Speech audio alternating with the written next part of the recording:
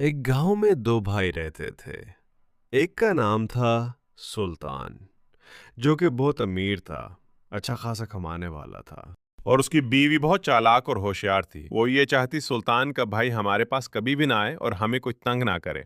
अपने शौहर को समझाती कि अगर वो यहाँ आया तो मैं यहाँ नहीं रहूंगी। वो रोज अपनी कंपनी जाता है, जिसकी वजह से इसका गुजारा बहुत ही शानदार हो रहा था।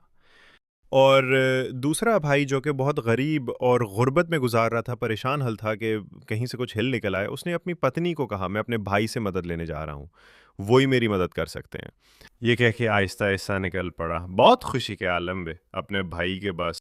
मगर उसका बड़ा भाई, जो कि हुरूर में मस्त रहते हुए अपने छोटे भाई की तरफ देखना भी गवारा नहीं कर रहा था।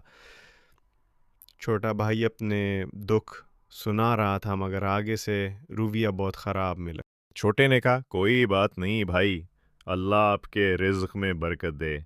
ये कहकर वो वापस जाने लगा और छोटा भाई काफी उदास और परेशान हॉल वापस जाने लगा।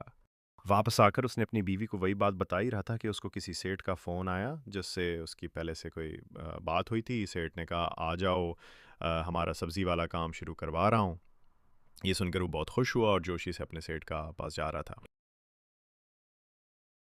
और देखते ही देखते उसका काम बहुत अच्छे तरह चल पड़ा और गुज़ारा बहुत अच्छा होने लगा। इसका फिर से वही काम अच्छे अंदाज से चल पड़ा और कमाई भी अच्छी होने लगी।